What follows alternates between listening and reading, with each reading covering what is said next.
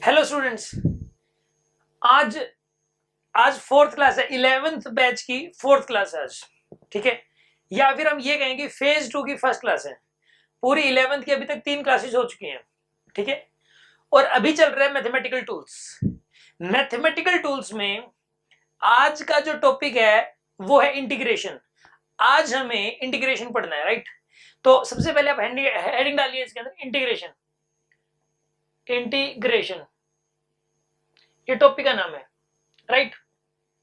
आप इसके आगे लिख लीजिए फेज 2 क्लास 1। ठीक है ना, ये आप इसके आगे लिख लीजिए, राइट। अब देखिए शुरू करते हैं। सबसे पहले तो इंटीग्रेशन को डिनोट कैसे करते हैं, इसको रिप्रेजेंट कैसे किया जाता है, इसको लिखते कैसे हैं, इसको बोलते कैसे हैं, सबसे पहले तो यही आता है माइंड में। ठीक है ना, देखिए आप मान लो कि यहां पे जो है ये मान देखो, ये सिंबल है इंटीग्रेशन का, राइट। ये सिंबल जो है ना ये इंटीग्रेशन का है। अगर किसी स्टूडेंट को ये नहीं बनाना आता तो मैं एक तरीका बताता हूँ। सबसे पहले आप एक स्ट्रेट लाइन बनाएंगे, ऐसे इसको ऊपर से मोड़ देंगे और थोड़ा सा नीचे से मोड़ देंगे, बस ऐसा करना है। This is the symbol for the integration. ठीक है ना, अगर कहीं पर ऐसा लिख रखा है एक्स स्क्वायर dx, ऐसा लिख रखा है, तो इसको पढ़ने का तरीका ये होगा कि यहां पर हम एक्स स्क्वायर का तो इंटीग्रेशन कर रहे हैं और एक्स के रिस्पेक्ट में कर रहे हैं। यहाँ पे जो dx वर्ड है वो क्या रिप्रेजेंट कर रहा है कि हम इंटीग्रेशन एक्स के रिस्पेक्ट में कर रहे हैं। और किसका इंटीग्रेशन कर रहे हैं? एक्स स्क्वायर का। और ये सिंबल किसका है बताइए? ये इंटीग्रेशन का सिंबल है। तो यानी कि इसको बोलने का तरीका होगा integration of x square with respect to x, ये इसके बोलने का तरीका होगा। ठीक है ना, अगर कहीं पर ये लिख रखा है रूट वाई डी वाई, ऐसा लिख रखा है, तो बताइए इसके बोलने का तरीका क्या होगा? इसके बोलने का तरीका होगा integration of root y with respect to y. ठीक है ना, इसको बोलने का तरीका हो जाएगा integration of root y with respect to y. ठीक है, और मान लिया जाए कहीं पर ऐसा लिख रखा है जेड क्यूब डी जेड, हाँ जी, इसको बोलने का तरीका क्या होगा? इसको बोलने का तरीका होगा integration of z cube with respect to z. हाँ जी, इसको बोलने का तरीका क्या होगा बताइए? Integration of z cube with respect to z. हाँ जी, समझ में आ गया वो आपको? इसको नोट डाउन कर लीजिए 15 सेकेंड्स।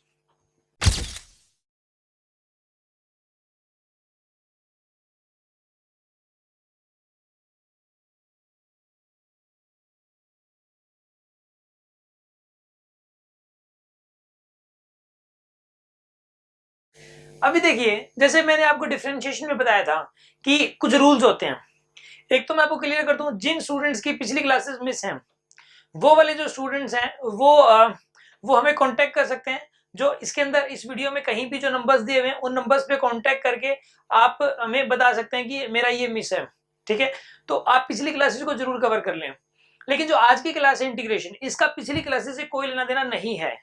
आपको चाहे पिछली क्लासेस आती हैं चाहे नहीं आती है, ठीक है ना, वो आपने अटेंड की है या नहीं की है, डजेंट मैटर। आज की क्लास एकदम डिफरेंट है, मतलब यानी कि उनका कोई यूज नहीं है किसी प्रकार से, इंडिपेंडेंट टॉपिक है एक। ठीक है, शुरू करते हैं अब हम। इसके अंदर कुछ रूल्स हैं। तो सबसे पहले रूल नंबर 1, हाँ जी, इसका सबसे पहले रूल नंबर 1 ये है कि देखो ध्यान रखिए आप, x की पावर n, अगर कोई ये कह दे कि x की पावर n को इंटीग्रेट करना है तो क्या आएगा? सुनिए आप, x की पावर n का इंटीग्रेशन क्या आएगा? x की पावर n का इंटीग्रेशन आएगा x की power n plus 1 divided by n plus 1। हाँ जी, ये बात आपको माइंड में सेट करनी है। ठीक है, x की पावर n का इंटीग्रेशन क्या आएगा? हाँ जी, x की पावर n का इंटीग्रेशन आएगा x की power n plus 1 divided by n plus 1। यानी कि जो पावर है ना, पावर के अंदर एक ऐड कर दोगे और फिर एज इट इज इस पावर को नीचे उतार दोगे आप। ठीक है ना, तो x की पावर n का इंटीग्रेशन क्या होता है? x की power n plus 1 divided by n plus 1। समझ में आ गया होगा आपको? जैसे कि मान लो, मैं इसको अप्लाई करके दिखाता हूँ आपको। ठीक है, जैसे कि मान लो आपको ये कह दिया जाए कि कोई x स्क्वायर का इंटीग्रेशन करो। ठीक है, क्या करो? x स्क्वायर का इंटीग्रेशन, एक्स स्क्वायर का इंटीग्रेशन करना है तो पावर क्या 2 है, पावर के अंदर 1 ऐड करना है और वही पावर एज इट इज नीचे उतारनी है। यानी कि x की power 2 plus 1 divided by 2 plus 1, यानी आंसर क्या आएगा बताइए इसका? x cube divided by 3। समझ में आ गई होगी बात आपको? जैसे मान लो मैं आपको ये कह दूं x की पावर -3 dx, इसको इंटीग्रेट करना है। ठीक है, कैसे करेंगे बताइए आप? इसको सोल्व करने के लिए x की पावर -3 प्लस 1 डिवाइड बाई -3 + 1, मतलब आंसर क्या आएगा, x की पावर -2 डिवाइड बाई -2, ये आंसर आएगा आपके पास। बात समझ में आ गई होगी आपको। जैसे कि मान लो मैं आपको ये कह दूं कि x की पावर 5/3 dx, इसको इंटीग्रेट करना है, तो क्या करोगे बताइए। अगर x दिया हुआ है ऊपर न्यूमरेटर में, अगर ये x ऊपर, देखो डिनोमिनेटर तो कुछ है ही नहीं, डिनोमिनेटर तो यहाँ पे कुछ है ही नहीं, वो न्यूमरेटर में दिया हुआ है और न्यूमरेटर में इसकी कुछ पावर लगाई गई है। इस केस के अंदर इसको सोल्व करने के लिए यही वाला फॉर्मूला लगता है, ये दिमाग में रखना आपको। और पूरे इंटीग्रेशन का सबसे इंपॉर्टेंट फॉर्मूला है ये वाला, पूरे इंटीग्रेशन का, ठीक है ना। इसको कैसे लिखोगे बताइए आप, x की पावर 5/3 + 1 डिवाइड बाई में 5/3 + 1, ये आंसर आएगा। इसको सोल्व कर लीजिए, आंसर आ जाएगा आपके पास। जैसे मान लो आपको ये कह दे कि x की पावर, सपोज ये कोई कहता है कि 1/√x, इसको सोल्व करके दिखाइए आप, ठीक है ना। dx 1/√x dx, यहाँ dx तो लिखना पड़ेगा ना, यानी किसके रिस्पेक्ट में कर रहे हैं dx, कोई ये कह दे। अब ध्यान से सुनिए आप, ये वाला जो फॉर्मूला, अब देखिए ये वाला जो फॉर्मूला लगाना है, ये कब लगता है, जब x ऊपर हो। जब x नीचे डिनोमिनेटर में होता है तो ये वाला फॉर्मूला नहीं लगता। ये वाला फॉर्मूला कब लगता है, जब x नीचे होता है, नीचे तो सॉरी ऊपर होता है, ऊपर। जब नीचे होता है तो नहीं लगता, मैंने क्या बोला, ठीक है, दोबारा सुनो। जब नीचे होता है तो नहीं लगेगा, जब ऊपर होना चाहिए, ऊपर, ठीक है ना। इसको सोल्व करिए पापा, देखो आप क्या करोगे, इसको लिखोगे 1/x की पावर 1/2 dx। आपने रूट की जगह, रूट को हटा के क्या कर दिया, पावर 1/2, रूट को हटा के पावर क्या कर दिया आपने, 1/2 ना। अब आप इसको ऊपर लेके जाइए, आप इसको ऊपर लेके जाओगे तो क्या लिखोगे बताइए, x की पावर -1/2 लिखोगे आप इसको। हाँ जी, जब इस 1/2 को ऊपर लेके जाओगे, x को जब ऊपर लेके जाओगे तो क्या लिखोगे, x की पावर -1/2, और सोल्व करिए आप इसको, तो क्या करोगे बताइए, x की पावर -1/2 + 1 डिवाइड बाई -1/2 + 1, और सोल्व कर लो तो आपके पास आंसर आ जाएगा। हाँ जी, बात समझ में आई कि नहीं आई आपको, कोई प्रॉब्लम है किसी के मन में। यहाँ पर ये वाला जो फॉर्मूला है, इसको माइंड में सेट करना है आपको, नोट कर लीजिए 20 सेकेंड्स।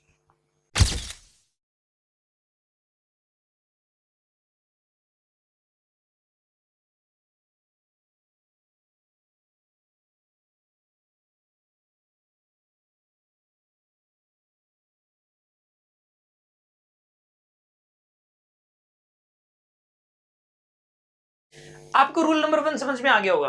अब आप 3 क्वेश्चंस करके दिखाइए मुझे, बहुत इजी क्वेश्चन है, हर स्टूडेंट कर सकता है, ठीक है।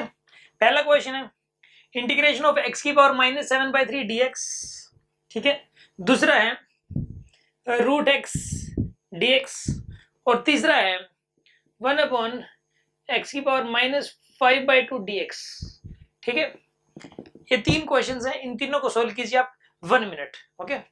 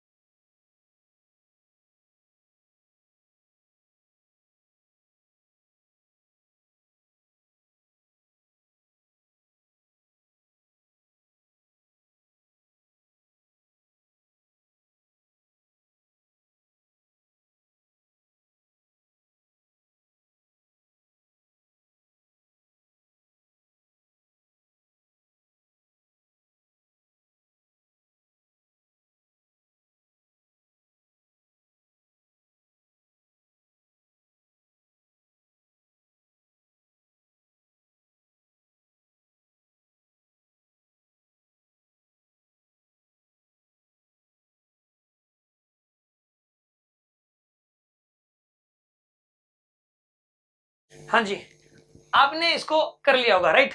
इसको कैसे करें सुनो आप, इसके लिए आप एक काम करो, x की पावर -7/3 + 1 डिवाइड बाई -7/3 + 1, इसको थोड़ा देखो सोल्व करके बताते हैं हम, ठीक है ना।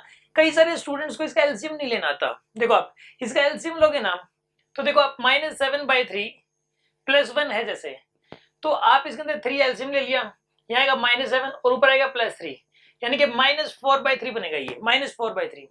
तो x की पावर -4/3, तो अगर ये ऊपर वाला -4/3 बना है तो नीचे वाला भी क्या बनेगा, -4/3।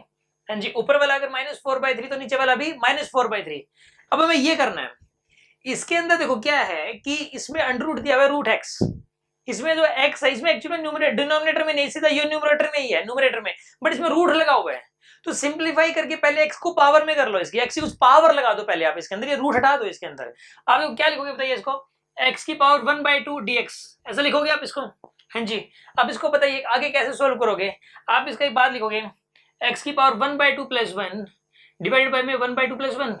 और जब आप इसको सोल्व करोगे 1/2 प्लस 1 को, देखो ये आधा ये और एक ये है तो 1.5 बन गया ना टोटल, ठीक है ना, 1.5 बन गया, या फिर एलसीएम लेके कर लो।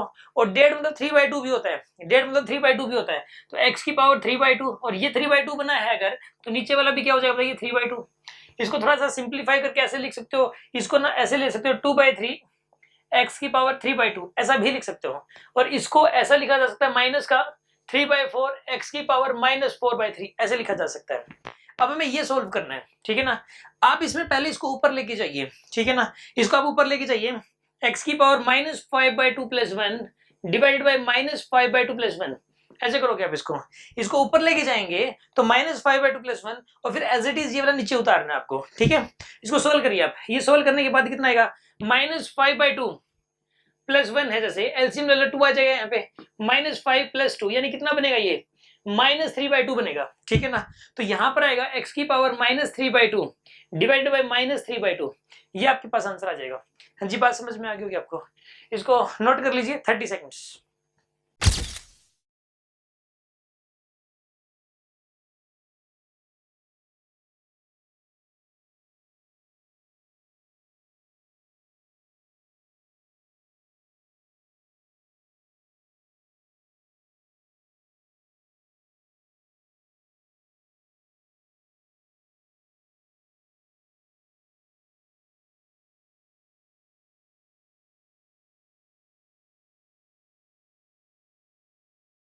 देखिए मैंने फर्स्ट रूल आपको बता दिया था, अभी मैं आपको बता रहा हूं सेकंड रूल, ठीक है।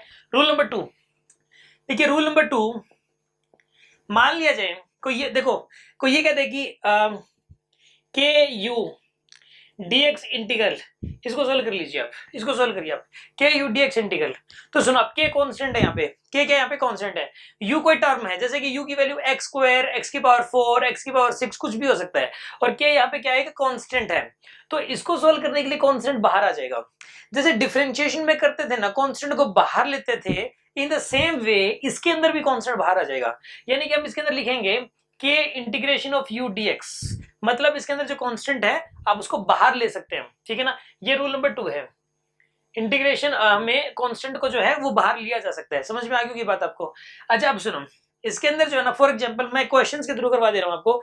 अगर कोई ये कहते हैं कि 3x² dx इंटीग्रल, इसको सोल्व करके दिखाइए आप, तो कैसे करेंगे बताइए। 3 को बाहर ले लेंगे आप, ठीक है ना, 3 को बाहर ले लेंगे, x² dx करेंगे, ठीक है ना। 3 को, कांस्टेंट है यार, ये तो कांस्टेंट को बाहर लिया जा सकता है इंटीग्रेशन से, मैंने बताया ना आपको इस रूल में कि कांस्टेंट को इंटीग्रेशन से बाहर लिया जा सकता है, ठीक है ना। तो 3 को आपने बाहर ले लिया, तो ये बताइए यहाँ पे x² का इंटीग्रेशन, हाँ जी क्या हो जाएगा, x² का इंटीग्रेशन, x² का इंटीग्रेशन हो जाएगा x³ डिवाइडेड बाई 3। समझ में आ गया होगा आपको। अब 3 से 3 कैंसिल हो जाएगा, आंसर क्या आएगा बताइए इसका, x³। हाँ जी क्लियर हो गया होगा आपको। जैसे मान लो मैं आपको ये कह दूं कि 5x की पावर 5 रूट एक्स, इसको सोल्व करिए। एक तो ना कई सारे स्टूडेंट क्या सोचते हैं सर रूट एक्स का आंसर आएगा 1/2 रूट एक्स। अरे यार रूट एक्स का हो तो डिफरेंशिएशन होता है 1/2 रूट एक्स, इंटीग्रेशन थोड़ा ना होता है इसका, वो तो सोल्व ही करना पड़ेगा, और इसका ऐसा कोई रिजल्ट भी याद नहीं करना, जरूरत नहीं होती इतनी ज्यादा इसके अंदर। तो आप ऐसे करेंगे, इसको सोल्व ही करेंगे। देखिए आप इसमें कॉन्स्टेंट को बाहर ले सकते हैं, हाँ जी कॉन्स्टेंट को बाहर ले लीजिए, यहाँ पे आएगा रूट एक्स dx, इसमें कॉन्स्टेंट को बाहर ले लीजिए। अब आप इसको सोल्व करिए आप, 5 यहाँ पे लिखोगे x की पावर 1/2 dx, हाँ जी ऐसा करोगे आपने। इसमें रूट एक्स को क्या लिखोगे, x की पावर 1/2 और कॉन्स्टेंट है 5, इसको बाहर ले लिया आपने। आप लिखोगे 5 इंटू एक्स की पावर 1/2 को क्या लिखोगे बताइए आप यहाँ पे, x की पावर 1/2 प्लस 1 डिवाइडेड बाई में 1/2 प्लस 1। हाँ जी इसको सोल्व कर लीजिए, आपके पास आंसर आ जाएगा। इसको सोल्व करके मैं ही बता देता हूँ, 5 ये देखो हाफ प्लस 1 3/2 होता है, तो x की पावर 3/2 अपॉन में 3/2, तो और इसको 2/3 को भी ऊपर ले लो आप, तो 2/3 3/2 है ना, 3/2, तो इसको जो है ना यहाँ पे इसको थोड़ा सिंप्लीफाई करने के लिए इसको 2/3 करके मल्टीप्लाई कर सकते हैं हम लोग, है ना। 2/3 इंटू में 5x की पावर 3/2। अब ये सोल्व करके आ जाएगा 5 इंटू 2 10 हो जाएगा, 10/3 x की पावर 3/2 हो जाएगा आपके पास। हाँ जी बात समझ में आ गई होगी आपको, ठीक है। तो ये आपको नोट डाउन करना है 20 सेकेंड्स।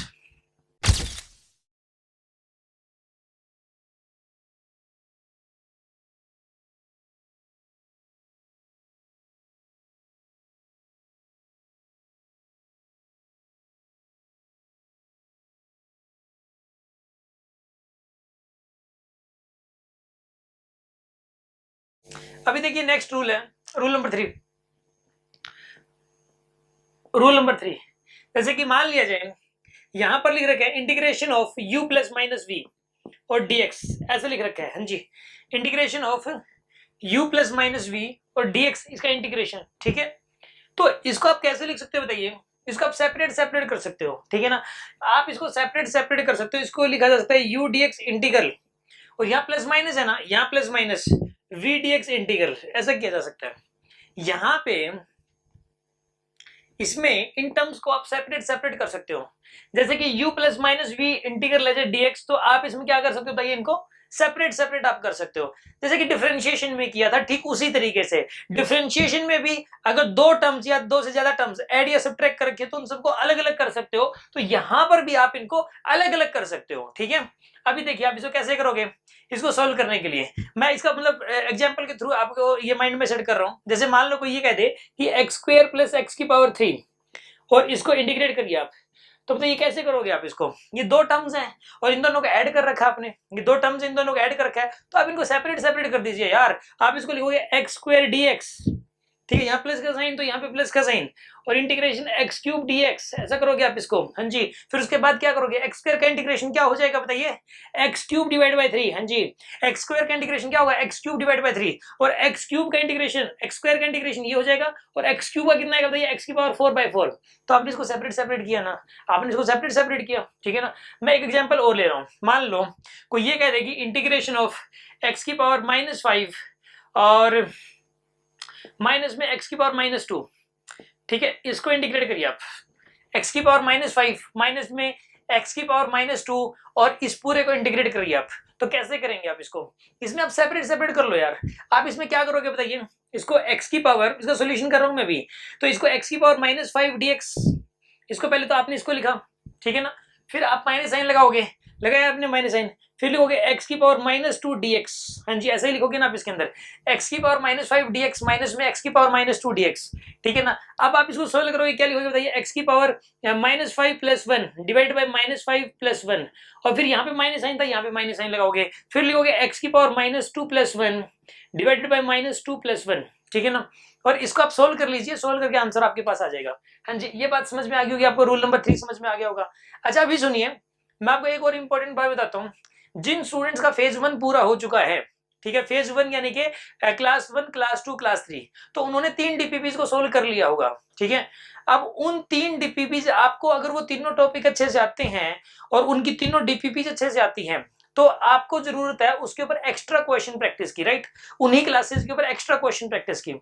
उसके लिए हमने एक अलग से स्टडी मटेरियल बनाया है जिसका नाम है सक्सेस मैग्नेट, ठीक है ना। हर फेज की एक सक्सेस मैग्नेट होगी जिसके अंदर थोड़े और अच्छे लेवल के क्वेश्चंस होंगे, ठीक है ना, मतलब या उस टाइप के और ज्यादा क्वेश्चंस होंगे ताकि आप प्रैक्टिस कर सको, वो जरूरी होता है, राइट। एक्स्ट्रा प्रैक्टिस आप कर सको उसके लिए, और कुछ थोड़ा जो डिफरेंट टाइप के क्वेश्चंस हैं वो भी उसके अंदर होंगे। और उसके अंदर पिछले सालों में आए हुए क्वेश्चन, जेई मेन में, जेई एडवांस में, निट में और अदर एग्जाम्स में आए हुए सारे क्वेश्चन उस सक्सेस मैग्नेट में है जो उन टॉपिक्स के ऊपर बेस्ड है, ठीक है।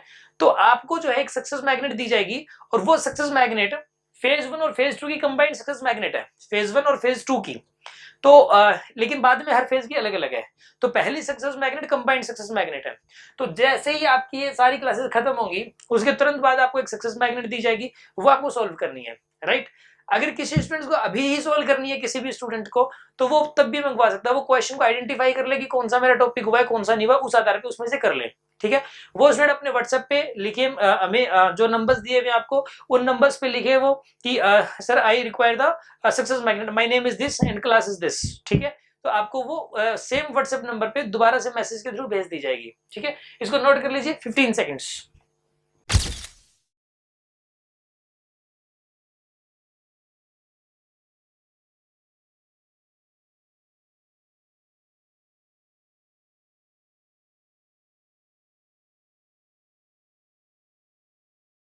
नेक्स्ट रूल है रूल नंबर 4, ठीक है।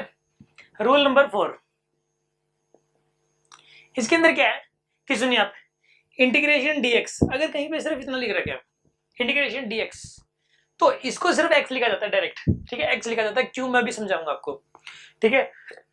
इंटीग्रेशन डीएक्स, इसको क्या लिखा जाता है? एक्स, ये याद कर लो आप, ठीक है, जरूरत पड़ेगी। इंटीग्रेशन डीएक्स क्या लिखा जाता है बताइए इसको? एक्स, इंटीग्रेशन dy इसको लिखा जाता है y, हाँ जी, इंटीग्रेशन dy क्या लिखा जाता है इसको y, और इंटीग्रेशन dz इसको क्या लिखा जाता है z,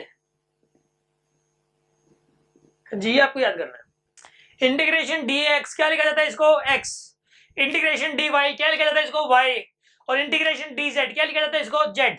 समझ आ गई ना बात आपको? ऐसा क्यों होता है सुनिए आप, देखिए आप यहाँ पे एक काम करो, इसको 1 मान लो, यहाँ पे dx के आगे 1 लिखा हुआ है, मान लो आप 1 dx मान लिया आपने कि dx के आगे क्या लिखा है 1। अब आप इस 1 को लिख सकते हैं x इक्वल टू 0, ठीक है ना, x की पावर 0, हाँ जी, x की पावर 0 लिख सकते हैं ना। अरे यार किसी की भी पावर 0 लगी हुई तो 1 ही तो होता है, तो यहाँ पे x की पावर 0 का मतलब 1 ही तो हुआ, ठीक है। अब सुनो, इसको इंटीग्रेट करना है, तो क्या करोगे बताइए, वही x की पावर n वाला फॉर्मूला लगाओगे। x की पावर n का फॉर्मूला क्या होता है, x की power n plus 1 divide by n plus 1। तो आप यहाँ पे लिखोगे x की power 0 plus 1 divide by 0 plus 1, यानी कि ओवरऑल क्या आ गया आपके पास, x आ गया ओवरऑल। यानी कि dx का इंटीग्रेशन क्या होता है बताइए, x। In the same way dy का इंटीग्रेशन y और dz का इंटीग्रेशन होता है z। याद रहेगा आपको। 15 सेकेंड्स।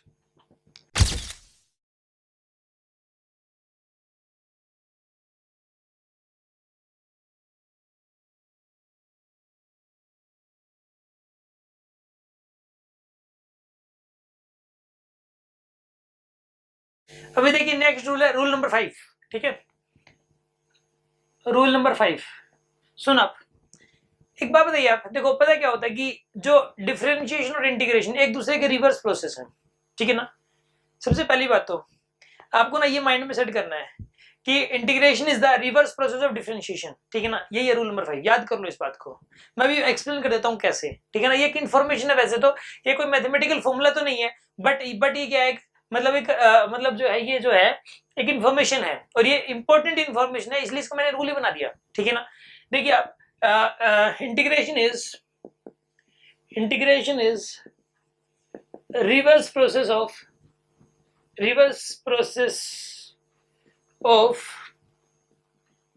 डिफरेंशिएशन, ठीक है, ये रूल है।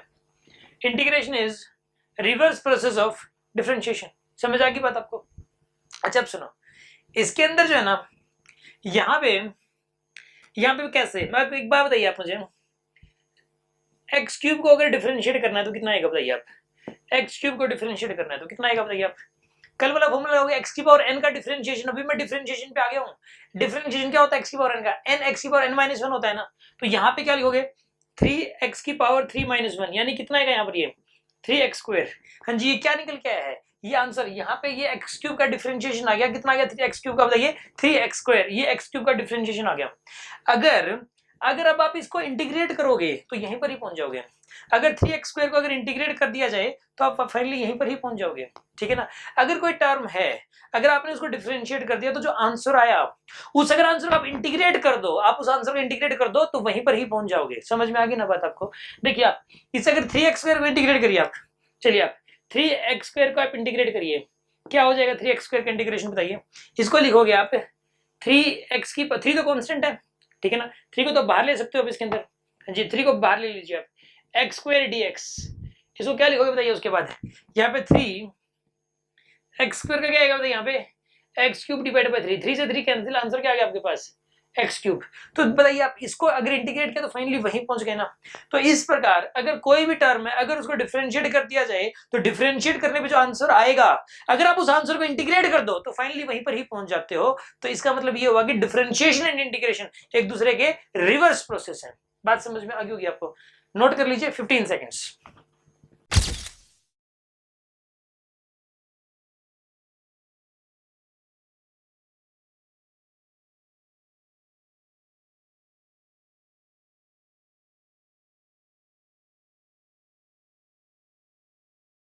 देखिए मैंने आपको पिछले रूल में अभी आपको बताया था कि इंटीग्रेशन डिफरेंशिएशन का रिवर्स है, ठीक है ना। अभी देखिए रूल नंबर 6, मैं आपको रूल नंबर 6 बता रहा हूं, ठीक है। देखिए मैंने पहले तो मैं एक बार ऐसा करते हैं, जो डिफरेंशिएशन में बताया गया था वो लिखते हैं एक बार। एक डिफरेंशिएशन में एक रूल था कि D by d x of sine x, D by d x of sine x क्या होता था ये cos x। हाँ जी याद करो आप, मैं एक बार उसी रूल को लिख रहा हूं एक बार जो डिफरेंशिएशन में था। साइन एक्स का डिफरेंशिएशन होता है cos x, D by d x of cos x, हाँ जी ये क्या था बताइए, ये होता है minus sine x. Cos x का डिफरेंशिएशन क्या होता है, माइनस साइन एक्स। और ये बताइए आप d by d x of tangent x, ये क्या होता है बताइए, ये होता है second square x. Tangent x का डिफरेंशिएशन क्या होता है, सेकंड स्क्वायर एक्स। और अगर d by d x of e to the power x लिखना हो तो क्या लिखेंगे बताइए इसको, e to the power x. और अगर d by d x of अगर लिखना हो आपको log x, तो इसको क्या लिखोगे बताइए आप, इसको 1 बाई एक्स लिखोगे। ये रूल थे ना, यहाँ पे ये फॉर्मूले थे, ये डिफरेंशिएशन के अंदर थे ये फॉर्मूले, राइट। अभी हमें क्या करना है, इसको देखो इंटीग्रेशन में कन्वर्ट करना है, हमें इसको इंटीग्रेशन में कन्वर्ट करना है, यानी कि इनका रिवर्स भी ट्रू है। इसका इंटीग्रेशन ये हो जाएगा, इसका इंटीग्रेशन ये हो जाएगा, इस माइनस साइन को इधर ले लो तो साइन एक्स का इंटीग्रेशन माइनस कोस एक्स हो जाएगा, सेकंड स्क्वायर का tan x हो जाएगा इंटीग्रेशन, इसका इंटीग्रेशन ये हो जाएगा और इसका इंटीग्रेशन ये हो जाएगा, ठीक है ना। तो रूल नंबर 6 यही है कि अगर कोई ये कह दे कि कोस एक्स का इंटीग्रेशन क्या होता है, तो इसका आंसर क्या है बताइए, साइन एक्स। कोस एक्स का इंटीग्रेशन क्या होता है, साइन एक्स होता है, ठीक है। और अगर कोई ये कह दे कि साइन एक्स का इंटीग्रेशन क्या होता है, साइन एक्स का इंटीग्रेशन, तो ये होता है माइनस कोस एक्स। ये जो माइनस साइन आप यहाँ पे लेके, अगर आप माइनस साइन एक्स का इंटीग्रेशन करते हैं तो वो सिर्फ कोस एक्स आता, तो साइन एक्स आ जाएगा माइनस कोस एक्स। ये बात याद करनी है आपको, इंपॉर्टेंट है, ठीक है ना। ये तो बार बार यूज होंगे दोनों के दोनों, बहुत बार यूज होंगे। मैथमेटिकल टूल क्या चीज है ये वाला इंटीग्रेशन, ये फिजिक्स में बहुत ज्यादा यूज होता है, ठीक है ना। हालांकि मैथमेटिक्स का ही एक टॉपिक है, ओके। अच्छा आप सुनो, और इसके अंदर उसके बाद देखिए सेकंड स्क्वायर एक्स, अगर कोई ये कह दे कि सेकंड स्क्वायर एक्स, इसको इंटीग्रेट करके बताइए आप, तो क्या आएगा बताइए, सेकंड स्क्वायर एक्स का टेंजेंट एक्स आएगा, हाँ जी। सेकंड स्क्वायर एक्स का इंटीग्रेशन कितना आ जाएगा, टेंजेंट एक्स। कोई ये कहता है कि e to the power x का इंटीग्रेशन क्या आएगा, तो वो e to the power x ही आएगा, हाँ जी। e to the power x का इंटीग्रेशन क्या आएगा बताइए, e to the power x ही आएगा। अगर कोई ये कहता है कि 1 बाय x का इंटीग्रेशन क्या आएगा, हाँ जी 1 बाय x का इंटीग्रेशन क्या आएगा, वो log x आ जाएगा आपके पास। इंटीग्रेशन ऑफ 1 बाय x, ये आपके पास किसके बराबर आएगा बताइए, log x के बराबर, हाँ जी। ये आपको याद करना है, माइंड में सेट करना है। 15 सेकेंड्स।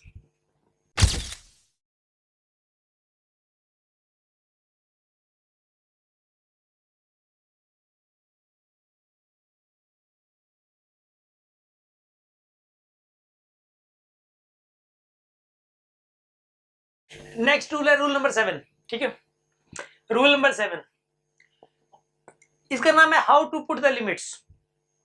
इंटीग्रेशन में लिमिट्स पुट की जाती हैं, तो लिमिट का मतलब क्या होता है और उनको कैसे पुट करते हैं ये सीखेंगे हम इसमें। तो पहले तो आप इसका नाम लिख लीजिए, how to put the limits. How to put limits, ये है, ठीक है। मैं एक क्वेश्चन करके दिखा रहा हूं आपको, और इस क्वेश्चन के थ्रू आपको पूरा समझ में आ जाएगा। इसमें रूल में लिखने के लिए कुछ भी नहीं है, सिर्फ समझने के लिए है। मैं एक क्वेश्चन कर रहा हूं और एक ऐसा क्वेश्चन आपको दिया जाएगा खुद करने के लिए, ठीक है। देखिए मैं क्वेश्चन दे रहा हूं आपको सोल्व करना है x dx integral from x equal to 1 to x equal to 2, इसको सोल्व करना है आपको, ठीक है ना। x का इंटीग्रेशन करना है आपको, ठीक है ना, x के रिस्पेक्ट में। ये इंटीग्रेशन का साइन है 1 से लेके 2 तक। एक्चुअल में पता है क्या इसका मतलब क्या है, देखो इसके अंदर ये देखो, इसको बोलते हैं लोअर लिमिट। पहले तो मैं ये बता रहा हूँ आपको, जो नीचे लिखा रहता है, जो इंटीग्रेशन के साइन के नीचे लिखा रहता है, इसको क्या बोलते हैं हम लोग बताइए, लोअर लिमिट बोलते हैं इसको, ठीक है। इसको क्या बोलते हैं बताइए हम लोग, इसको बोलते हैं अपर लिमिट, ठीक है। हाँ जी, इसको क्या बोलते हैं हम लोग, अपर लिमिट बोलते हैं हम लोग इसको बोलते हैं अपर लिमिट, और इसको क्या बोलते हैं, लोअर लिमिट, ठीक है। हमें यहाँ पे इंटीग्रेशन करना है किसका, एक्स का, और किसके रिस्पेक्ट में बताइए, एक्स के रिस्पेक्ट में करना। इसका मतलब ये है कि पहले तो आप इसको इंटीग्रेट कर लो, फिर जो भी आएगा आंसर उसमें लिमिट डालनी है 1 से लेके 2 तक, मतलब उसकी जो रेंज है वो 1 से लेके 2 तक उसकी वैल्यू क्या होगी। तो कैसे पुट करते हैं मैं बताता हूं आपको, ठीक है ना। इसके अंदर पहले तो आप इनको बिना सोचे समझे, इनके बारे में सोचो ही मत, सीधा इंटीग्रेशन करो आप। पहले तो आप इन दोनों के बारे में अभी सोचो ही मत, सीधा इंटीग्रेशन करिए आप। तो बताइए एक्स का इंटीग्रेशन क्या हो जाएगा, एक्स का इंटीग्रेशन आएगा एक्स स्क्वायर बाई 2, हाँ जी समझ गए ना आप। एक्स का इंटीग्रेशन क्या आएगा, एक्स स्क्वायर डिवाइडेड बाई 2, और कहां से कहां तक बताइए, x इक्वल टू 1 से लेकर x इक्वल टू 2 तक, x इक्वल टू 1 से लेकर x इक्वल टू 2 तक। सबसे पहले तो x का इंटीग्रेशन करोगे, कितना आएगा x स्क्वायर बाई 2, और कहां से कहां तक 1 से लेकर 2 तक। अब एक काम करो, इसमें से 1 बाई 2 को बाहर ले लो आप, 2 कांस्टेंट है, 1 बाई 2 कांस्टेंट है ना, इसको बाहर ले लीजिए आप। तो बताइए क्या आएगा यहाँ पर, ये आएगा x स्क्वायर, और कहां से कहां तक, 1 से लेकर 2 तक, x इक्वल टू 1 से लेकर x इक्वल टू 2 तक। हाँ जी, बात समझ में आई होगी आपको। हाँ जी, कोई डाउट है किसी के मन में। अब एक बात बताइए आप कैसे करोगे आप इसको, उसके बाद बताइए आप। इसके अंदर देखो इसमें से कांस्टेंट को बाहर लिया जा सकता है, ठीक है ना।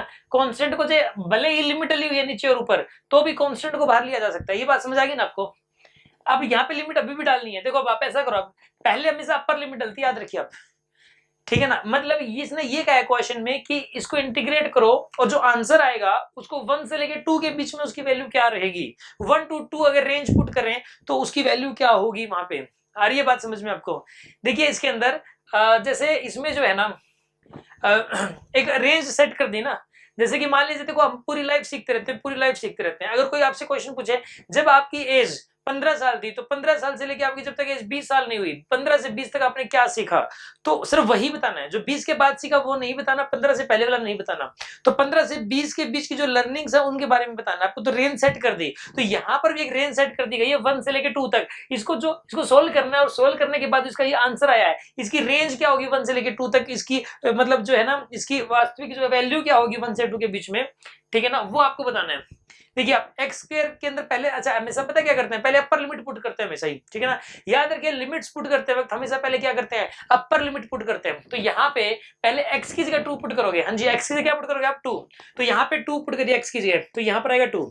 यहाँ पे एक्स की जगह 2 पुट करो, पावर 2 ये लिख दिया ना आपने। फिर माइनस साइन अपने घर से लगाते हैं हम इसके अंदर, हाँ जी क्या करते हैं हम लोग, माइनस साइन लगाएंगे हम इसके अंदर अपने घर से, ठीक है। अब आप एक्स की जगह 1 पुट करोगे आप, अब एक्स की जगह आप पुट करिए 1, ठीक है, और सोल्व कर लीजिए 1/2 और यहाँ पर क्या आएगा बताइए 4 - 1 यानी कितना आएगा बताइए, यहाँ पर ये 3/2 आंसर आ जाएगा। इसका आंसर इज 3/2, ठीक है ना। आप ऐसा करिए, इसको जो है ना आप नोट कर लीजिए और मैं आपको एक क्वेश्चन दे रहा हूँ, इस क्वेश्चन को सोल्व करके दिखाइए आप, ठीक है ना। एक क्वेश्चन दे रहा हूँ, इस क्वेश्चन को आप सोल्व करके रखेंगे। क्वेश्चन ये है कि x की पावर 3 है, ठीक है ना, और इसको इंटीग्रेट करना है x इक्वल टू 0 से लेके x इक्वल टू 0 से लेके x इक्वल टू 3 तक, ठीक है। 0 से लेके 3 तक आपको इंटीग्रेट करना है। और जिन स्टूडेंट्स ने इसको नोट कर लिया है वो इसको सोल्व करें। आपको इसको नोट करने के लिए और इसको सोल्व करने के लिए 1 मिनट मिल रही है, राइट।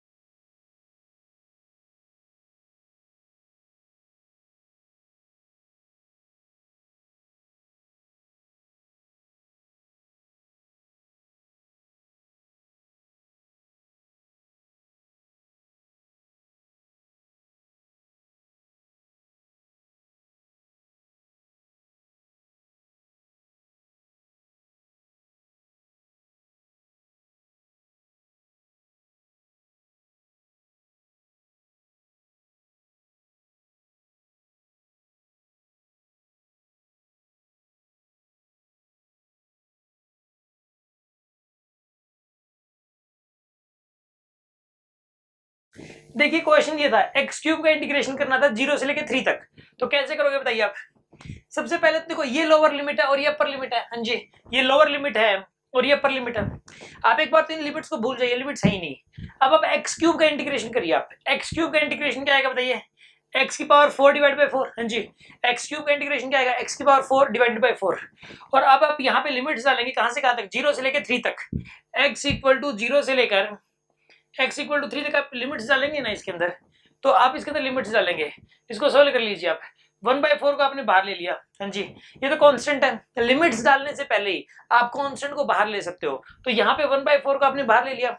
अब अंदर क्या बचा बताइए, x की पावर 4 बचा। और कहां से कहां तक, x इक्वल टू 0 से लेकर x इक्वल टू 3 तक आप इसको सोल्व करोगे। अब आप एक काम करो, इसको सोल्व करने के लिए 1/4 को तो आपने बाहर ले ही रखा है, ठीक है ना। अब आप x की जगह पुट करोगे 3, जी x की जगह क्या पुट करोगे आप, 3 पुट करोगे आप, तो 3 की पावर 4, फिर माइनस साइन अपने घर से लगाओगे। पहले क्या करते हैं, अपर लिमिट पुट करते हैं, पहले अपर लिमिट पुट करते हैं, पहले x की जगह जो ऊपर लिखा हुआ है ये पुट करोगे आप, तो ये आपके पास आएगा 3 की पावर 4, फिर माइनस साइन अपने घर से लगाया, फिर x की जगह क्या पुट करोगे 0, हाँ जी x की जगह क्या पुट करोगे बताइए, यहाँ पे 0 पुट करोगे, 0 की पावर 4। अब आप इसको सोल्व कर लीजिए 1/4 और यहाँ पर आएगा 3 की पावर 4 कितना होता है बताइए, 81 होता है, ठीक है ना।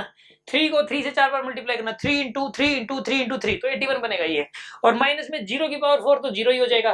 तो इसका आंसर कितना आएगा बताइए, 81 डिवाइडेड बाई 4, ठीक है ना। हाँ जी आपको ये नोट करना है। और एक क्वेश्चन मैं और दे रहा हूँ, ये आपको सोल्व करके दिखाना है। क्वेश्चन ये है एक्स स्क्वायर या फिर एक्स क्यूब कर लेते हैं, minus x plus plus plus plus 4/√x plus 4/√x और x इक्वल टू 0 से लेके x इक्वल टू 1 तक इस पूरे को इंटीग्रेट करना है आपको, ठीक है ना।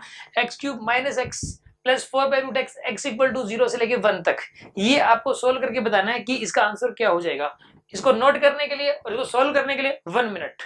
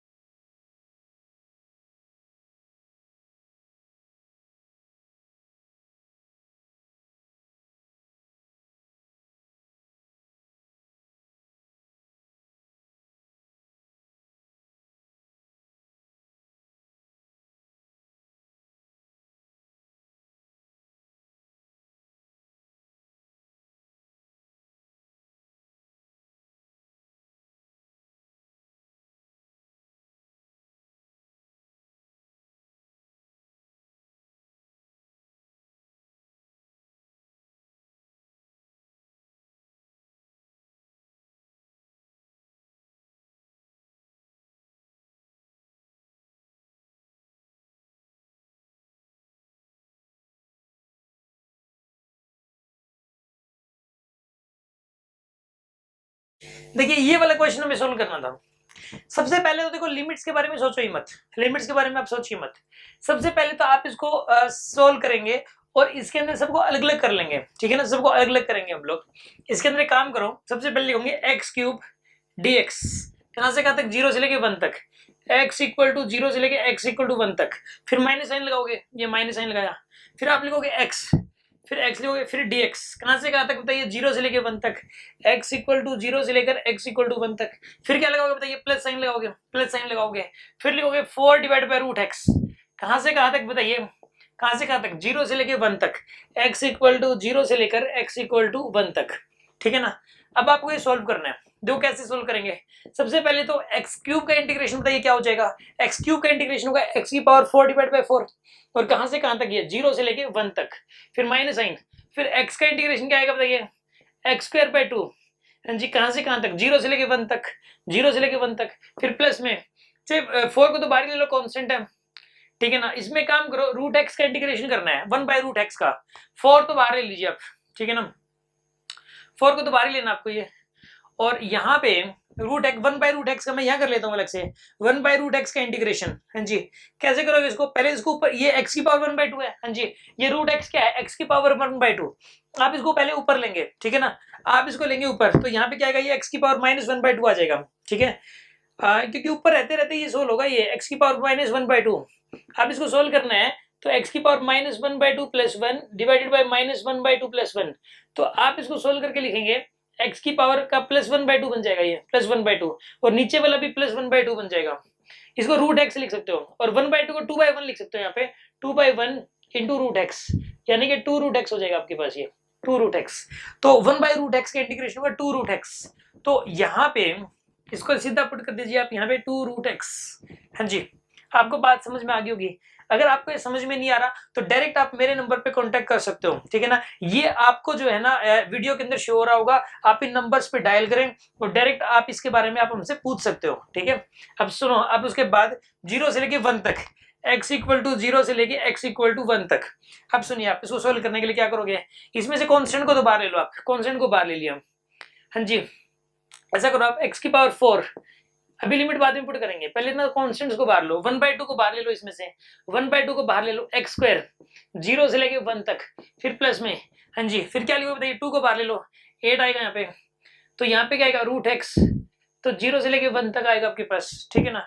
अच्छा आप सुनो, अब लिखोगे 1/4, हाँ जी, आप क्या करोगे बताइए, x की जगह 1 पुट करोगे, अभी आप x की जगह 1 पुट करोगे तो 1⁴ माइनस साइन लगाओगे, फिर ये माइनस साइन अपने अपने घर से लगाया। देखो हम लिमिट्स पुट करते वक्त क्या करते हैं, पहले अपर लिमिट पुट करते हैं, x की जगह करेंगे, पहले अपर लिमिट पुट करेंगे, फिर माइनस साइन अपने घर से लगाएंगे और फिर लोअर लिमिट पुट करोगे आप, तो यहाँ पे लिखोगे उसके बाद 0⁴, फिर माइनस साइन, फिर 1/2 लिखोगे आप उसके बाद, और यहाँ पे x की जगह फिर 1 लिखोगे आप, x की जगह अगर 1 लिखे तो 1⁴ माइनस में 0⁴ लिखोगे आप, फिर प्लस में 8, और यहाँ पे √x है ना, तो एक्स का 1 पुट करोगे, माइनस का 0 लिखोगे आप इसके अंदर, और इसको सोल्व कर लीजिए। सोल्व करके आपके पास आंसर आ जाएगा, ठीक है ना। मैं आंसर बता ही देता हूँ इसका कितना आएगा। यहाँ से तो ये 1 जब बन जाएगा ब्रैकेट वाला तो 1/4 ही आएगा यहाँ पर तो, और माइनस का ये भी 1 बन जाएगा तो ये 1/2 आएगा, और यहाँ पर ये भी 1 बनेगा तो यहाँ पे प्लस का 8 आएगा, ठीक है। और इसका एलसीएम वगैरह लेके इसका आंसर आ जाएगा आपके पास। अगर हम इसका एलसीएम ले लेंगे तो देखो 1/2, ये माइनस का 1/2 है तो ये प्लस का 1/4 माइनस का 1/4 बचेगा, और ये प्लस का 8 है, प्लस का 8 है और माइनस का 1/4 है, तो 7 और ठीक है 7.75 बनेगा ये, ठीक है ना, 7.75 बन जाएगा आपके पास ये। ओके, आप जो सोल्व करेंगे तो इतना आएगा 7.75, क्योंकि देखो ये 0.25 है और ये 0.5 है, तो 0.5 माइनस का है ये 0.5, तो ये माइनस का 2.5 होएगा, और 8 में से घटा दो 7.75, ये आंसर आएगा इसका 7.75। हाँ जी, समझ में आ गया होगा आपको, नोट कर लीजिए 20 सेकेंड्स।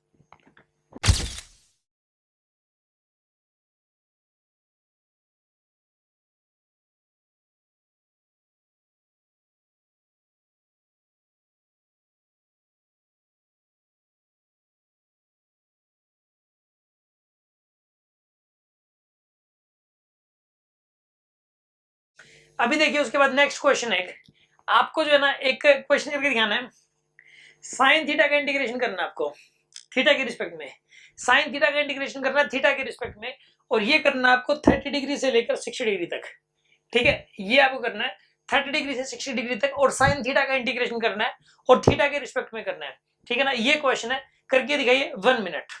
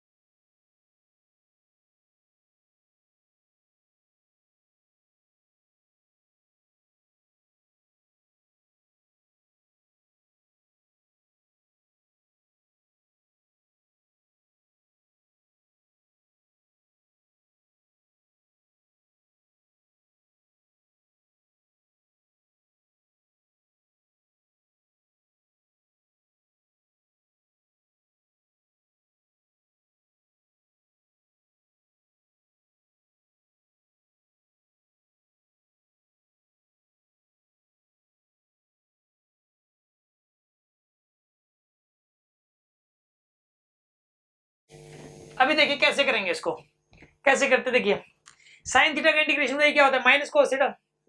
हाँ जी, मैंने बताया था थोड़ी देर पहले, साइन थीटा का इंटीग्रेशन क्या होता है, माइनस कोस थीटा होता है, माइनस कोस थीटा। और इसके अंदर आप लिमिट डालेंगे 30 डिग्री से 60 डिग्री तक, 30 डिग्री से लेकर 60 डिग्री तक आप लिमिट डालेंगे, ठीक है ना। माइनस माइनस तो यहाँ पे इसको बाहर लिया जा सकता है, कॉन्स्टेंट है ये, अब माइनस को बाहर ले लीजिए आप, तो यहाँ पे क्या आएगा, कोस थीटा आएगा, कहां से कहां तक, 30 डिग्री से लेकर 60 डिग्री तक, राइट। अब आप ऐसा करो, आप इसको माइनस साइन, अब एक काम करो, थीटा की जगह पुट करोगे 60, पहले अपर लिमिट पुट करोगे आप, पहले अपर लिमिट पुट करिए, यानी cos 60 करोगे आप इसके अंदर, फिर माइनस साइन अपने घर से लगाओगे, थीटा की जगह पुट करोगे 60 डिग्री, फिर माइनस साइन अपने घर से लगाओगे, फिर लिखोगे आप इसके अंदर cos 30 डिग्री, cos 30 डिग्री, ठीक है ना। अब आप ऐसा करो, इसके अंदर माइनस साइन लगाओ आप, cos 60 कितना होता है 1/2, हाँ जी, cos 60 कितना होता है 1/2, माइनस में cos 30 कितना होता है √3/2, cos 30 √3/2, तो इसको सोल्व करने के बाद आपके पास आता है ये 1 - √3/2, ये आंसर है इसका। हाँ जी, बात समझ में आ गई होगी आपको। इस माइनस साइन को आप चाहें तो अंदर भी ले जा सकते हैं, अंदर ले जाने के बाद इसका आंसर आएगा √3 - 1/2, ठीक है ना। ये हमारा फाइनल आंसर है इसका। यस, आपको समझ में आ गया होगा, नोट कर लीजिए 15 सेकेंड्स।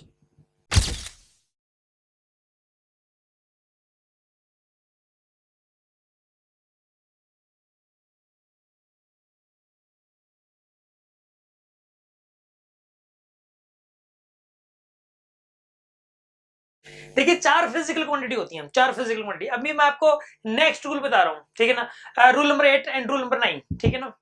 देखिए अब नेक्स्ट 2 रूल्स इकट्ठे ही बताऊंगा मैं आपको। देखो यहाँ पे 4 फिर, एक तो होता है डिस्प्लेसमेंट, एक होता है वेलोसिटी, और एक होता है एक्सेलरेशन, एक होता है टाइम। ये तो होता है डिस्प्लेसमेंट, एक तो होता है डिस्प्लेसमेंट, एक होता है वेलोसिटी, एक होता है एक्सेलरेशन, और एक होता है टाइम, ठीक है। ये 4 चीजें हैं, ये 4 फिजिकल क्वांटिटी होती हैं। मैंने आपको एक बात बताई थी डिफरेंशिएशन में, याद करिए डिफरेंशिएशन में मैंने क्या कहा था कि अगर डिस्प्लेसमेंट को डिफरेंशिएट करते टाइम के रिस्पेक्ट में तो वेलोसिटी आ जाती है, अगर डिस्प्लेसमेंट को डिफरेंशिएट करते टाइम के रिस्पेक्ट में तो वेलोसिटी आ जाती है, मैंने ये कहा था आपको। फिर मैंने आपको एक बात बताई थी कि अगर वेलोसिटी को डिफरेंशिएट करते टाइम के रिस्पेक्ट में तो एक्सेलरेशन आ जाता है, ये भी बताया गया था। अब इसका रिवर्स भी ट्रू है, देखो रिवर्स में क्या करना है आपको, रिवर्स है इसके वो जो दोनों रूल्स हैं। मैंने आपको बताया था कि D by D T of x ये होता है v के बराबर, और एक मैंने बताया था कि d by D T of v ये होता है एक्सेलरेशन के बराबर, राइट। अभी देखिए आप दो रूल्स, एक इसका रिवर्स, अगर डिस्प्लेसमेंट के डिफरेंशिएशन से वेलोसिटी मिलती है तो वेलोसिटी के इंटीग्रेशन से डिस्प्लेसमेंट मिलेगी, अगर डिस्प्लेसमेंट के डिफरेंशिएशन से वेलोसिटी मिलती है तो वेलोसिटी के इंटीग्रेशन से डिस्प्लेसमेंट मिलेगी। और यहाँ पे टाइम के रिस्पेक्ट में डिफरेंशिएट किया था तो यहाँ पे जो इंटीग्रेशन करेंगे वो भी टाइम के रिस्पेक्ट में करेंगे, यानी कि integration of velocity with respect to time this gives the displacement, integration of velocity with respect to time this gives the displacement, ठीक है ना। एक तो रूल ये वाला है, और एक रूल क्या है कि अगर एक्सेलरेशन का जो इंटीग्रेशन होगा टाइम के रिस्पेक्ट में उससे वेलोसिटी मिलेगी, integration of acceleration with respect to time gives velocity, ये आपके पास जो है ना नेक्स्ट रूल आ गया, ठीक है ना। तो देखिए आप इसके अंदर मतलब प्रॉपर्ली लिखनी चाहिए आपको, ये देखो मैं लिख के बता रहा हूं आपको, ये रूल नंबर 8, देखो रूल नंबर 8 क्या है, rule number 8 the integration of velocity with respect to time gives displacement, यानी कि आप क्या लिख सकते हो बताइए इसको, gives displacement, यानी कि integration v dt is equal to x, ये हो गया, ठीक है ना। Rule number 9 integration of acceleration with respect to time gives velocity, हाँ जी, इंटीग्रेशन ऑफ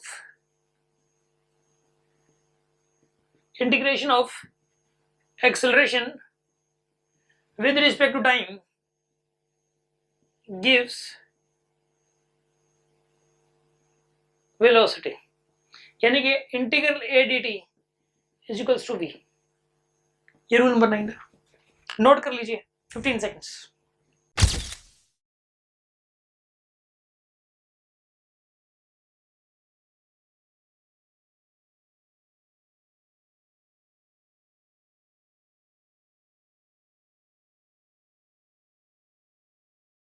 एक क्वेश्चन मैं आपको करके दिखा रहा हूं, देखिए क्वेश्चन ये है कि एक बॉडी का एक्सेलरेशन दे रखा है आपको, एक बॉडी का एक्सेलरेशन दे रखा है 2t-4, ये एक्सेलरेशन दे रखा है, और बॉडी का मास दे रखा है 3 kg, राइट। ये गिवन आपको, ये गिवन है, बॉडी का एक्सेलरेशन है 2t-4 और उस बॉडी का मास है 3 kg, और आपको बताना है टू फाइंड, आपको निकालना है इसके अंदर एक तो आपको बताना है वीटी रिलेशन क्या होगा इसका, फर्स्ट वीटी रिलेशन, दूसरा आपको बताना है इसका एक्सटी रिलेशन क्या होगा, तीसरा आपको बताना है एफटी रिलेशन क्या होगा, फोर्स टाइम रिलेशन, और चौथा आपको बताना है मोमेंटम टाइम रिलेशन क्या होगा।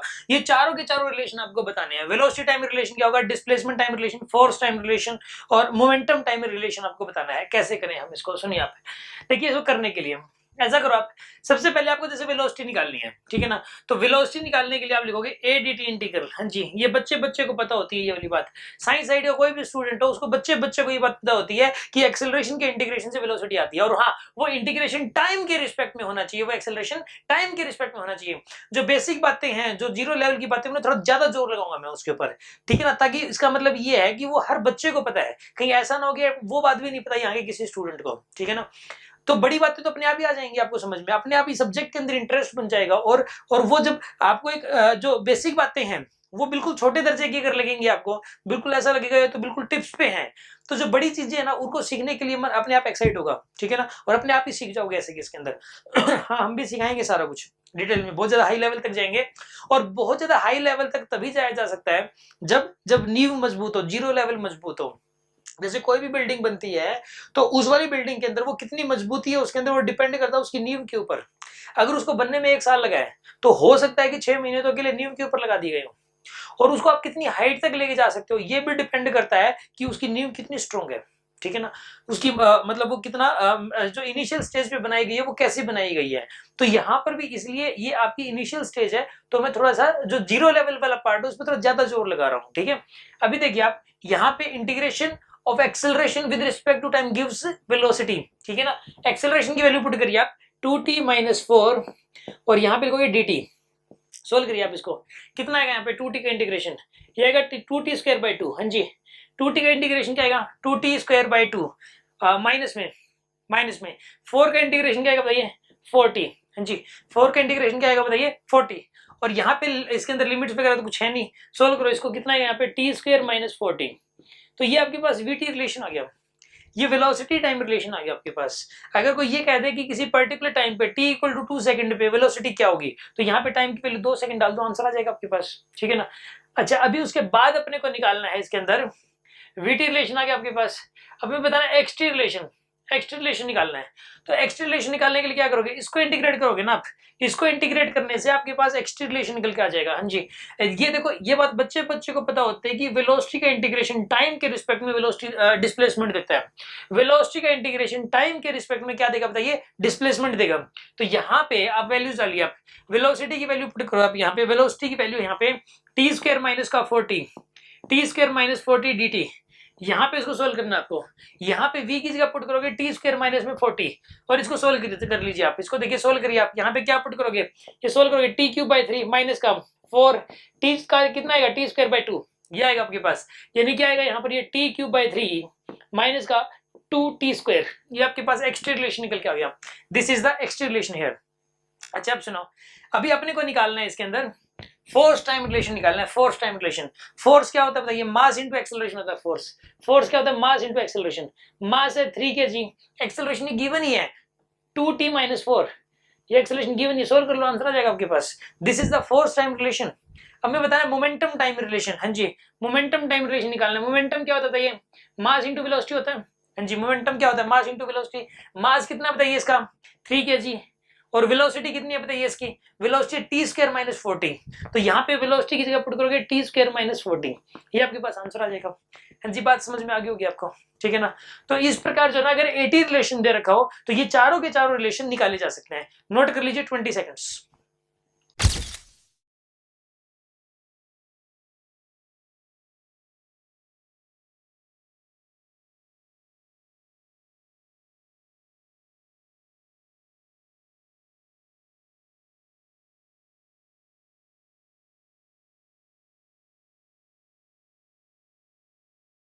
अच्छा अब सुनिए, देखिए आप 4 फिजिकल क्वांटिटी और होती हैं, मेनली 3 होती हैं। देखो एक तो होता है एंगुलर डिस्प्लेसमेंट, मैंने पिछली क्लास में बताया था, एक तो एंगुलर डिस्प्लेसमेंट होता है, एक एंगुलर वेलोसिटी, एक एंगुलर एक्सेलरेशन और एक टाइम तो ये वही वाला है। ये तो है थीटा होता है angular displacement, this is angular displacement, ये एंगुलर डिस्प्लेसमेंट का सिंबल है। अब आपको सर एंगुलर डिस्प्लेसमेंट क्या चीज है, ये जो सर्कुलर मोशन पढ़ाएंगे एक टॉपिक आगे आएगा उसके दौरान डिटेल में होगा, यहाँ पे इसकी जरूरत है बस थोड़ी सी, इस टॉपिक को और इस टॉपिक को मिला के क्वेश्चन आ जाते हैं, और ये वाला जो टॉपिक है इसमें प्रॉपर टाइम लगेगा, ठीक है ना, और ये आगे दे रखा है बहुत, तो हमें थोड़ा सा तो पता होना चाहिए, मैं तो वो थोड़ा सा बता रहा हूँ आपको। एंगुलर वेलोसिटी, एंगुलर डिस्प्लेसमेंट एक फिजिकल क्वांटिटी है, फिजिकल क्वांटिटी मतलब जैसे कि फोर्स, टाइम, मास, वेलोसिटी, एक्सेलरेशन, ये सब फिजिकल क्वांटिटी है, ठीक है ना, सारी की सारी फिजिकल क्वांटिटी है, mass, velocity, acceleration, time, force, momentum, ठीक है ना, और भी आएंगी आगे आएंगी 100 फिजिकल क्वांटिटी है लगभग फिजिक्स के अंदर 1-2 की फिजिक्स में। तो अब देखिए आप थीटा एक ये एंगुलर डिस्प्लेसमेंट भी इस प्रकार एक फिजिकल क्वांटिटी है जिसका सिंबल है थीटा, इसका सिंबल क्या है थीटा। इसी प्रकार यहाँ पे ओमेगा भी एक फिजिकल क्वांटिटी है और इसको बोलते हैं एंगुलर डिस्प्लेसमेंट, हाँ जी क्या बोलते हैं इसको, एंगुलर डिस्प्लेसमेंट। इसी प्रकार अल्फा भी एक फिजिकल क्वांटिटी है और इसको बोलते हैं एंगुलर एक्सेलरेशन, हाँ जी एंगुलर एक्सेलरेशन का सिंबल क्या है बताइए, एंगुलर एक्सेलरेशन का सिंबल अल्फा है, और टी क्या बताइए यहाँ पे, T is the time here, T यहाँ पे टाइम है। अच्छा अब सुनो, अगर हम लोग, मैंने आपको बताया था कि अगर थीटा को डिफरेंशिएट कर दे टाइम के रिस्पेक्ट में तो ओमेगा आता है, ये बताया गया था, और ये बताया गया था कि ओमेगा को डिफरेंशिएट कर दे टाइम के रिस्पेक्ट में तो अल्फा आता है। हाँ जी आपको क्या बताया गया था लास्ट क्लास में कि d/dt ऑफ थीटा ओमेगा होता है, हाँ जी बोला गया था ना ऐसा। और एक आपको बताया गया था कि d/dt ऑफ जो ओमेगा होता है इसको अल्फा बोलते हैं हम लोग, ठीक है ना, d/dt ऑफ ओमेगा जो होता है इसको हम लोग अल्फा बोलते हैं।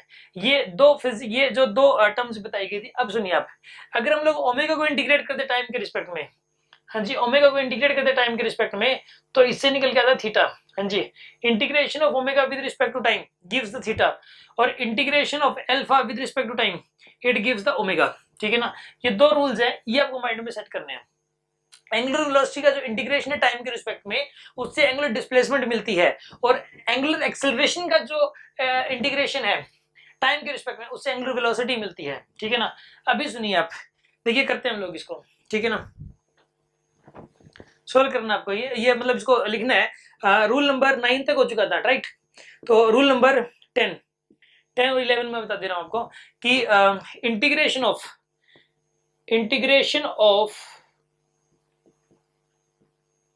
Angular velocity with respect to time gives angular displacement,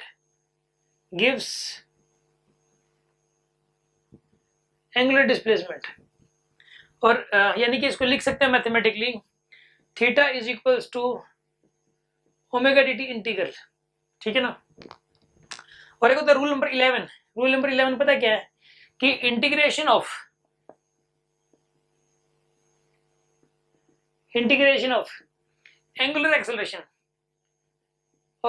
angular acceleration with respect to time gives angular velocity।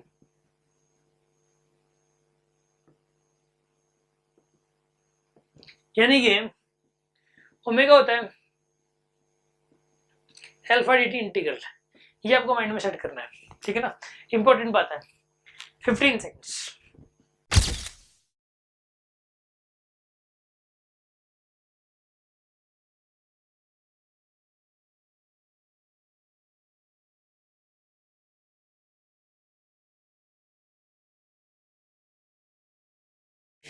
अभी देखिए मैं आपको एक छोटी सी बात और बता रहा हूं। ठीक है ना, ये वाली बात जो है ना, आज की जो डीपीपी है उसमें क्वेश्चन है, उस क्वेश्चन को सोल्व करने में इससे मदद मिलेगी। ठीक है, अगर वो क्वेश्चन ना होता तो मैं ये बात नहीं बताता, क्योंकि ये रोटेशन वाले टॉपिक की बात है, आगे के टॉपिक की बात है ये वाली, इस टॉपिक की बिल्कुल भी नहीं है, किसी को नहीं पता होती है जिन्होंने ये टॉपिक पढ़ लिया।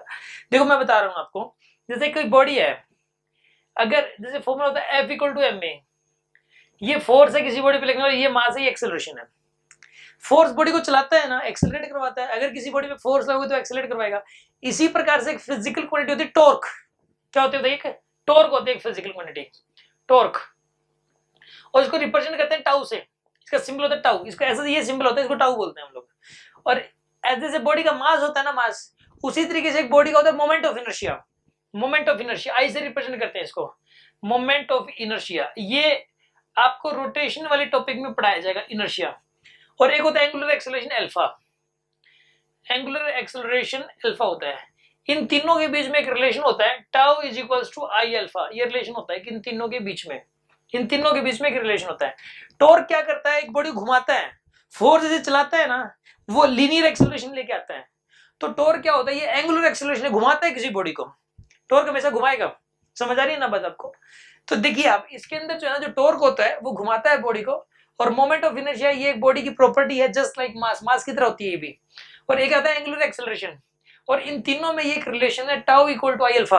अब इसके अंदर सुनिए आप, अगर बाय द वे आपको आई दे दिया किसी बॉडी का, यानी कि मोमेंट ऑफ इनर्शिया दे दिया और उसका एंगुलर एक्सेलरेशन दे दिया, तो आप टॉर्क निकाल सकते हो इस फॉर्मूले का यूज करके। ठीक है ना, ये एक छोटी सी बात थी। इसका एक क्वेश्चन है, इसलिए मैंने आपको ये बात बता दी, अदरवाइज जरूरत नहीं थी। समझ में आ गई बात आपको? अच्छा आप सुनिए अगली बात। ये जो क्लास थी आज की वो इतनी ही है, और आज की जो डीपीपी है, डीपीपी नंबर 4, ये आपको सोल्व करनी है। जिस स्टूडेंट्स के पास डीपीपी नहीं है, जिनके पास, वो हमें कांटेक्ट करें। जिनकी जो पिछली क्लासेस हैं वो अगर मिस हो गई हैं तो वो यूट्यूब के ऊपर अवेलेबल हैं। ठीक है, आप उन क्लासेस को सर्च करें, स्टार्टिंग में ही आ जाएंगी। ठीक है, अगर आप यूट्यूब पे डीके गोयल नाम से चैनल को सर्च करेंगे तो सबसे पहले ऊपर चैनल आएगा, उस पर क्लिक करेंगे तो तुरंत आपके पास ये वीडियोस आ जाएंगी। ठीक है, इससे पिछले वाली क्लासेस की। अगली बात, उन क्लासेस के अंदर अगर कोई डाउट है तो आप मेरे पास इन स्क्रीन पे जो नंबर दे रखे हैं आपको, इनके ऊपर कॉल करके मुझसे डिस्कस कर सकते हैं। ठीक है, और आप लोग इसको प्रिपेयर करें, इसकी जो डीपीपी है उसको सोल्व करें, और जो डीपीपी के डाउट्स हैं वो भी यूट्यूब के ऊपर अवेलेबल है, वो आपको सर्च करने पड़ेंगे। इसके अंदर कहां पर है? वॉल्यूम 1 नाम से लिख रखा है, वॉल्यूम 1 यानी कि 10+1 के सिलेबस को वॉल्यूम 1 बोला गया। ओके, आई होप आपको समझ में आ गया होगा। Thank you very much.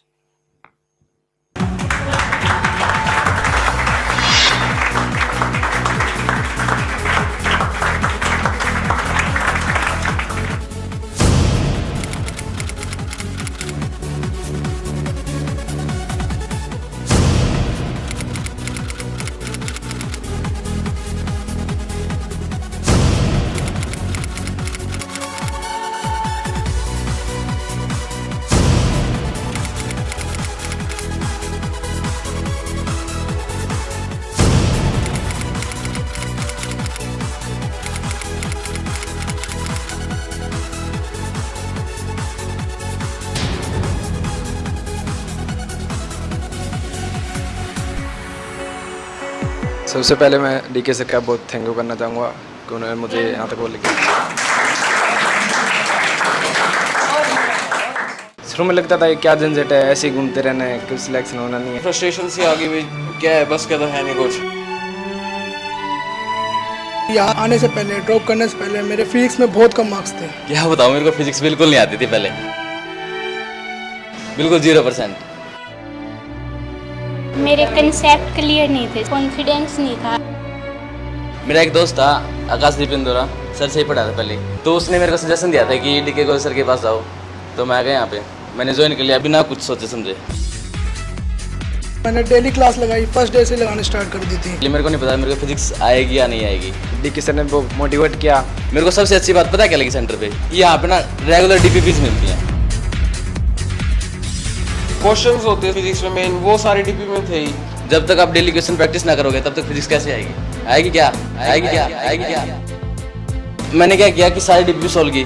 जो डीपीपी है वो डीपीपी कंप्लीट करो। यहाँ पे डीपीपी दी हर एक कंसेप्ट के ऊपर, वो जाके सोल्व की तो उससे कंसेप्ट अच्छे से क्लियर हो गया। डेली क्वेश्चन प्रैक्टिस होती है, वीकली टेस्ट होते हैं। वीकली टेस्ट का आप जितना रिवाइज करोगे, जितने क्वेश्चन प्रैक्टिस करके देखोगे, आपको फिजिक्स बिल्कुल आएगी। वीकली टेस्ट जरूरी होता है। वीकली टेस्ट से ये होता है कि ना वही चीज़ें हमारे माइंड में रह जाती है।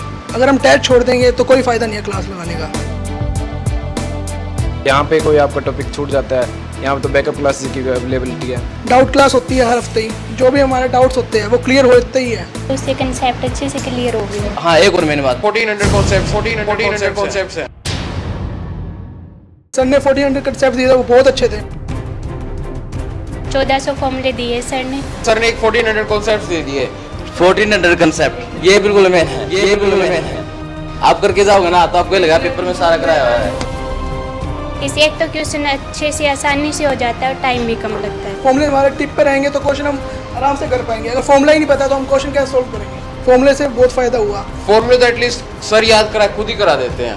फॉर्मूले याद करवाते हैं सर ने, उन्होंने सबसे ज़्यादा हेल्प की। लास्ट दिन से पिछले दिन रात को मैं खाली था तो 1400 कॉन्सेप्ट उठाए, उसके जो पढ़ लिए तो ये होता है कि भाई सारे फॉर्मूले एक बार पढ़ लो। टाइम मैनेजमेंट बहुत जरूरी है। एंड तक हमें बस रिवीजन ही करती रहनी चाहिए।